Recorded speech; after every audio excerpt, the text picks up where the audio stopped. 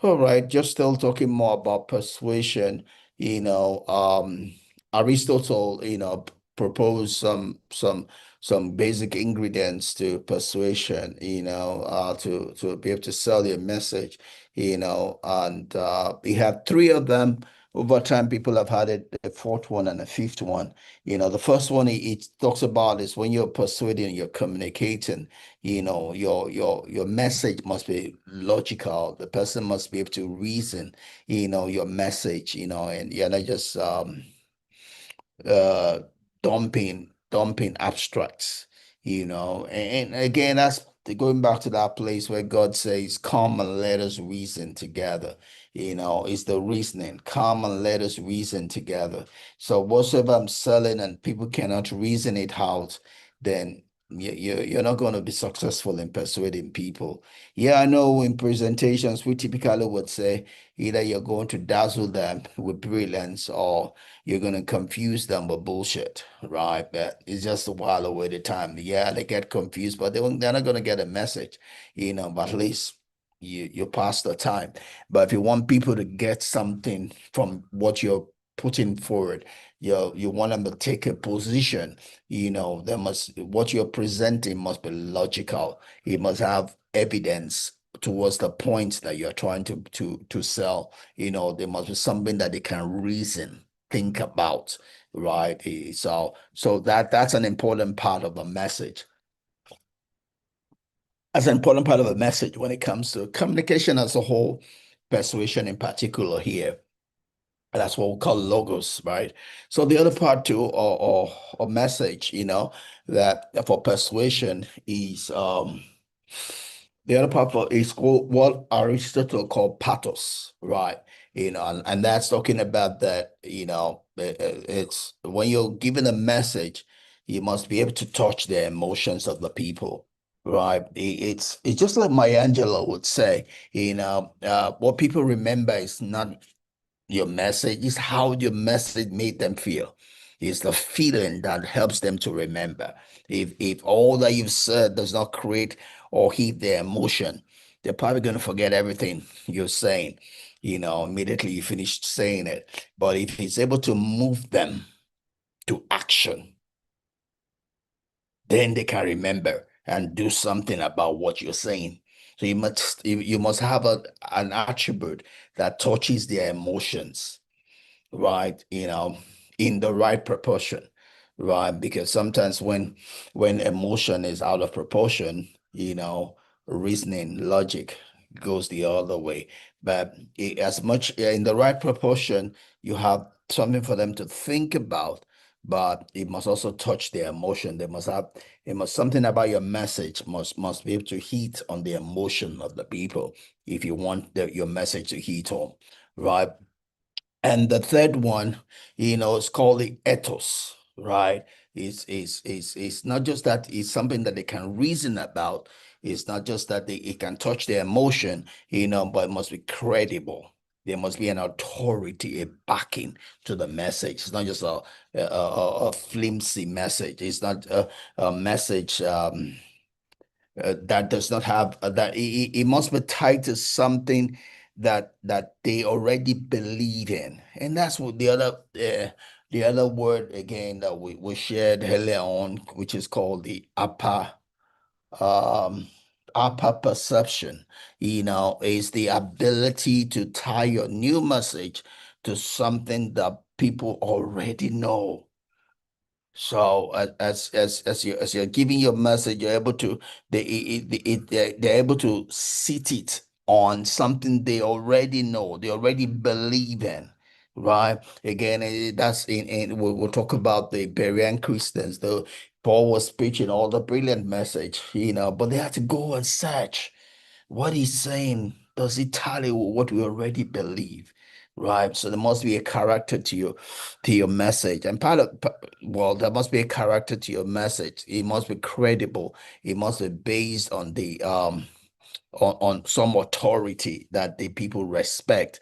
And part of ethos is also the character of the person speaking, because we reflect. People are going to receive your message based on what they know about you, right? So Exactly. It's that place where we say that Jesus did not have to speak much when he told the disciples to follow him. Just say, follow me, right? And I'm making fishers of man. He didn't have to say more than that. It was the extra words was filled in by the person that he is, right? When you are credible as a person, you don't need to speak much. People receive your word based on what they know and believe about you.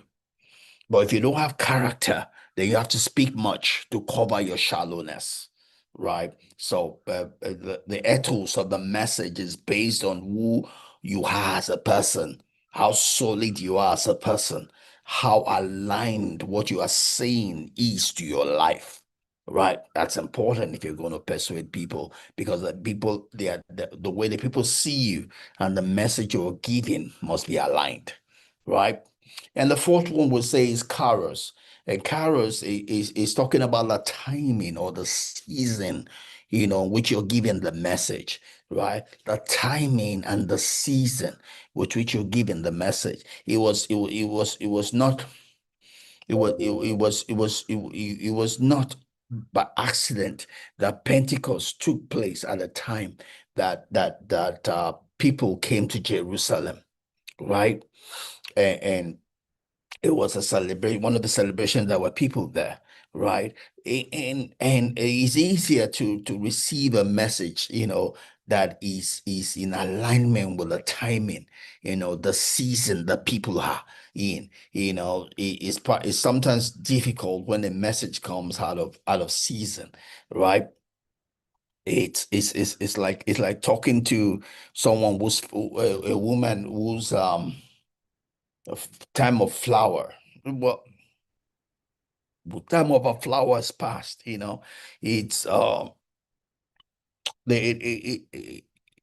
it's important, the message as the message is coming, what is going on in that person's life at that point in time, what are the present challenges at that point in time.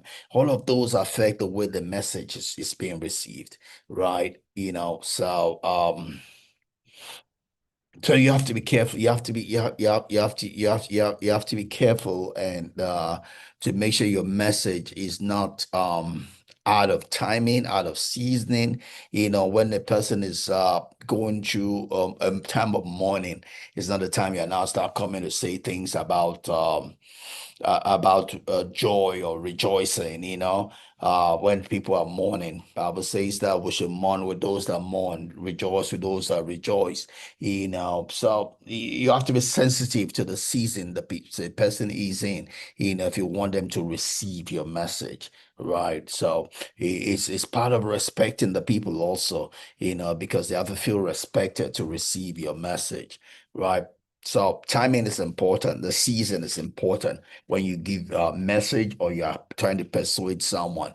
Then the last one is metaphor, and still goes in line with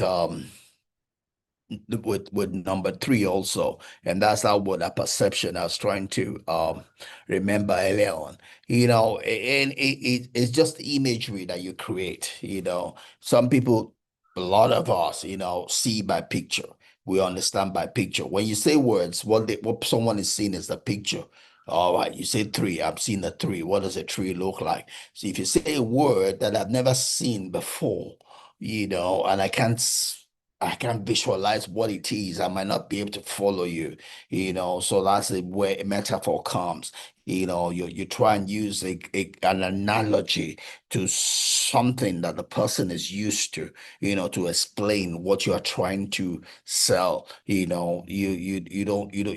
create a picture in the mind of the people, that you're speaking to. So what a perception again, use what the people are used to explain a concept they are not used to, right? It's like you want to teach about heaven. Nobody's gone to heaven before, right? But then you use something that is of earth here that they're used to explain a heavenly principle, right, then it's easier for people to comprehend and follow, So when we those so this is the five ingredients that we use if we want to have a successful communication or persuasion, engagement with people, right? So it helps our message. And then we'll come to the seven psychological principles, being expounded by Robert Cialdini. And that's what this whole book is about, influence. This is a book written by Robert Cialdini, The Psychology of Persuasion. It's written these seven principles, about these seven principles for persuasion. And I'll use the word, it's also communication, but so you look at it from different aspects, it's pretty much the way we persuade, sell, market, communicate, and it's psychologically, it's looking at our mindset, it's using the way we are created, we are disposed, to be able to get help the message to reach home for us. Right. So it's talking about the way we are predisposed, our tendencies, our human tendencies, and using that, to sell a message, to win our vote, to move to sell a belief, a position to us, and we look at each of them one by one, and this is natural, human tendency, the way our mind works, so it's a weak, you can call it our strength, you can call it our weakness, depending on what you're looking at. We can use it as strengths because it helps us to easily make decisions in some circumstances, when it's overly used, it can become a weakness because people can use that also against us. It's the way our subconsciousness is designed to work. It's a fast-paced decision-making mechanism of our being. So it's the way we think when we don't, it's the way we make decisions when we don't think